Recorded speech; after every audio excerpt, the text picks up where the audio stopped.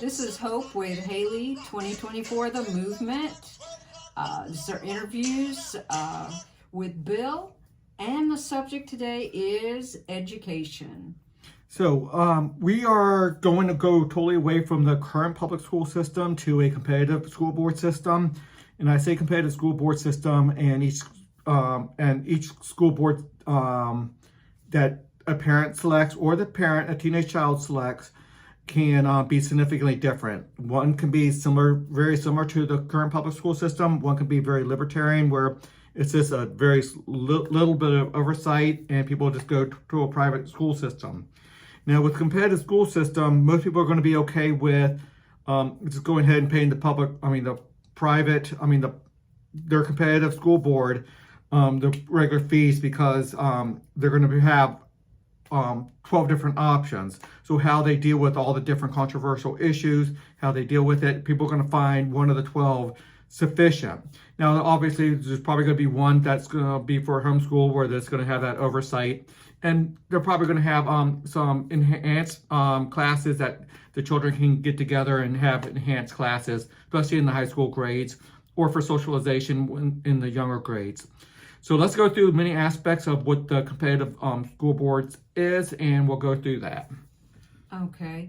Now, you said that every state gets 12 school boards. Is that right? Yeah, we're going to go with all you have to do. The standard is you have to gather with 5 to 15% of your fellow citizens of your locality, of your state, of the federal government to gain a school board. And when you gain a school board, that's your school board. The members elect the school board members. So not everybody in society elects the school board members. Only the members of each school board elect school board members. So Democrats will get together with Democrats, Republicans will get together Republicans, Heritage Foundation, Brookings Institute, Libertarians, Green parties. All those people will probably be like-minded people who want a lot more patriotism done, versus people who want things done a little bit differently, with a more different views on history and different views on how education should be done. A lot more liberal views, a lot more conservative views. Everyone will pick the one school board that they want to go with, and then be in control of their school board. So that's the basics of you select your school board, you elect within the membership for your leadership, and then you go with that. And what about the funding for it? Every school board decides their funding for it, their taxes, their fees, their how they're going to get funded. Obviously, it's very little if you go with the libertarian and you just have private schools out there. But if you fund it through the public schools, through your competitive school board, they can charge you directly there, or they can have long-term loans like they currently do for taxes. Education taxes are very similar to long-term loans, to the degree of really $10,000 a year, or maybe even more, $1,000 a month for the rest of your life per household. That's how much people are paying. And when you look at the system, it's about $1.2 trillion is spent by government within the United States out of about 100 to 110 million households. So that's about $10,000 to $12,000 per household. So that's a lot of money coming from government per year. So that's your cost. That's you repaying what they did for you in your K through 12 and sometimes college, what they did for you all the way through. So that goes away for the people who go through this new system, and they go through your competitive government can set your rate, your long-term loan rate. You can do it as a percentage of your income. You can do it however your competitive government wants to do it. Your competitive school board wants to do it. They can do it that way. So a lot of different aspects. This could be done a lot of different ways. You choose the school board based off of that and other aspects.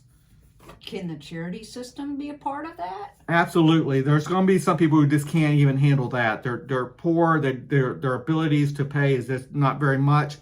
And most school boards are going to have to, well, first of all, there will be a system when somebody falls on such hard times, and they are society as a whole, 70% representatives of 70% of the people, they determine that this family, they have such disabilities, they have such problems, they cannot properly support themselves and their children, that the fees will go away, and the competitive governments will have to pick up some of that cost. But then the charity in itself, for the marginal cases, will be able to step in and help with that as well. Oh, very good. Well, what about standards for it? Ensuring that there's quality education from these different school boards. Every school board sets their own standards, period. Some people think, and some private schools already have great results without any teachers going through education school through their colleges. So that some people want to take people who are in the business already, an actual doctor to teach biology and different things like that, actual physicists that teach physics in a private school, and they don't have to go through that education class. So everyone will have their own standards, and the rating system is going to give that quality information. If a school's doing poorly, you're going to see those results. Every rating agency, an outside group, is going to be able to assess that differently, and parents seeing those standards that's going to be one of the reasons you select your competitive school board or not.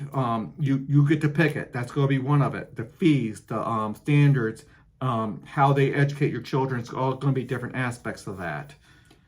What if a teacher is like really good, say like really good at biology? Does that mean that they are stuck within that school board, or could that cross the lines into others? Well, there's going to be some people out there going to be called super teachers that are really, really good at getting their aspect across, that educational aspect across, not just good in their field. A lot of physicists are really good at being a physicist, but they can't teach it. Other ones they're really good at it and they can teach it. There's going to be people out there that can really take a concept, a class, and puts a ton of money, hundreds of thousands, if not millions of dollars into this, and then sell that video, and with interactive video, a whole bunch of different things to a whole bunch of school boards, and they really get those concepts across. Or many school boards can hire that one physicist or that one doctor or that one really great teacher in English to teach across different school boards and utilized by school boards. When you get into the free enterprise system, it just can go any way it wants to. Whatever the school boards want to take it, wherever those individuals want to take it, whatever the parents want to take it, a lot of inputs coming into how it should be done, and people trying to strive for the best are going to be met with more income and the like. So it's pretty wide open of what people are allowed to do, and school boards are going to say, I like what they're doing over here, I'm going to adopt some of those aspects and bring it over here because it's working, and the parents are going to see it. Now, a lot of times, especially with the public school system, you're under one school classroom. Now, with the competitive aspects of that, you're saying that maybe some school boards could share the same building.